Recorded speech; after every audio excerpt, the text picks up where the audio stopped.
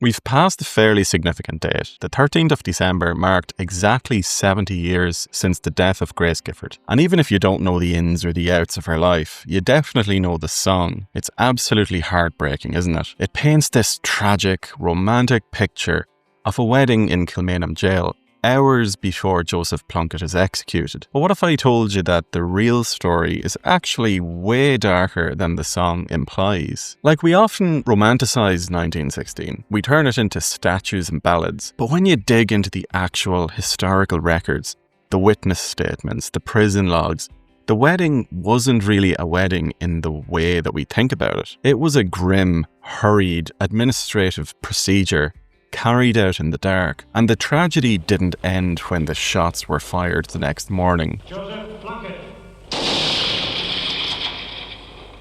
For Grace Gifford, that was just the start of it. So in this video, we're going to look at the reality behind the romance. We'll look at the details of the prison marriage, the secret tragedy that followed it that nobody really talks about. So before we get into the video, please hit that like button and subscribe as well so you don't miss any more videos. But without further ado, let's just get into the video.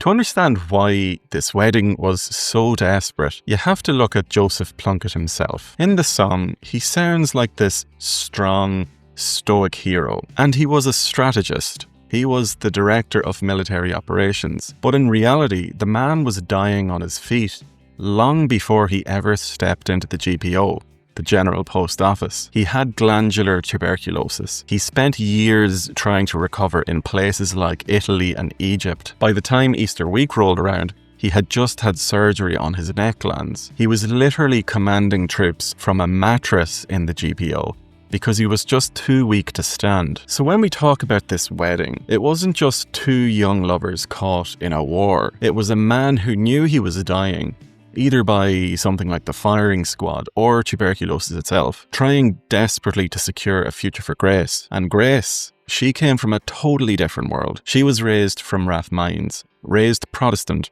studied art at the Slade in London. Her mother hated Joseph. She thought he was a disaster, sickly, Catholic and a revolutionary. All of this meant that Grace was as well thrown out of her home eventually. But Grace had already rebelled. She was drawing cartoons for Sinn Féin newspapers, getting deep into the culture. She converted to Catholicism to marry him, but the wedding that they had planned for Easter Sunday obviously never happened. The rising kicked off, the GPO burned, and Plunkett surrendered. Now, this is where the song takes a little bit of poetic license. The lyrics say, "Hold me in your arms," but the reality of May 3rd, 1916 was brutal. We know they didn't get to hold each other. Grace learns that Joseph is going to be shot at dawn. She rushes to a jeweller in Dublin to buy 2 rings. She gets to Kilmainham Gaol at around 6 p.m, but they don't let her in. She's actually left waiting in the precincts of the jail for over 5 hours, until nearly midnight. You have to imagine that wait yourself. Sitting there in the dark, the damp, knowing the clock is ticking down to his execution, while the prison staff are running around processing hundreds of prisoners. When they finally let her into the chapel, it wasn't romantic at all. There was no electricity, just single gas light or a candle. Joseph was brought down the iron stairs in handcuffs. The priest, Father Eugene McCarthy, had the cuffs taken off just for the ceremony. But look who's standing there. It wasn't their family. It was 2 British soldiers with bayonets standing guard as witnesses. They weren't even allowed to speak to each other. No speeches, no I love yous whispered in the corner. They just said the liturgical responses required for the sacrament. And the moment that the priest said man and wife, the handcuffs were straight back on. Plunkett was marched back to his cell and Grace was escorted out. That line in the song, "Let this moment linger," it didn't obviously happen. The wedding night never happened. All that they would have wanted was for that short moment to last forever, that feeling to last forever. But it was cut short by the click of a handcuff and the slamming of a jail door. With all my love, I place this wedding ring upon your finger. There won't be time to share our love, for we must say goodbye. She was allowed back in at 2 a.m. for a final visit, but even then, The cell was crowded with soldiers. A guard stood there with a watch, counting down 10 minutes. 10 minutes to say goodbye for a lifetime. It is heavy stuff, right? But here's the part that usually gets left out of the history books. And there's a reason this is left out of history books, really, is because there's so much question marks around this. It is likely that Grace was pregnant. Joseph's sister, Geraldine, later confirmed that Grace suffered a miscarriage in the weeks following the rising while living at the Plunkett estate. So that wedding could have potentially been an attempt to legitimise a child that sadly never came to be. You have his sister stating it in her memoirs, and other family members saying this is just malicious gossip. Some other sources even say that this was the reason why British soldiers allowed the marriage to go ahead in the first place. Some say that Geraldine, his sister, was hostile towards Grace and that there were disputes over Joseph's estate. In 1916 Ireland also, having a kid before marriage would have been a pretty big deal. Either way you look at it, whatever the true story behind it, it's tragic nonetheless. And to make matters worse, Joseph's parents, his own mother and father, refused to honour his will. He had written a letter leaving everything to Grace, but because it wasn't a legal will, they cut her off. So here she is, a widow.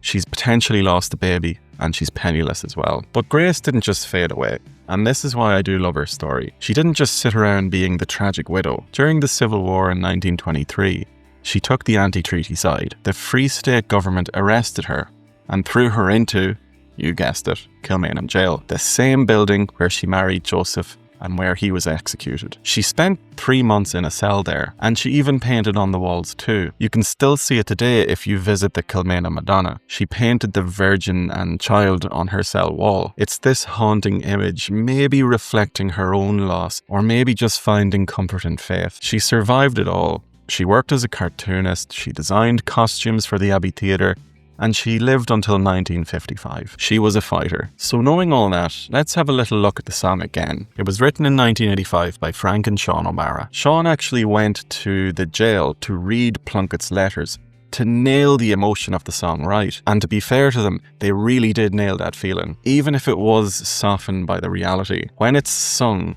we aren't singing about tuberculosis and miscarriage or the soldiers with the stopwatch. We're singing about the idea of it. The idea that love is stronger than the execution squad. The song acts as a vehicle for the memory. And if it wasn't for this ballad, how many of us would know Grace Gifford's name today?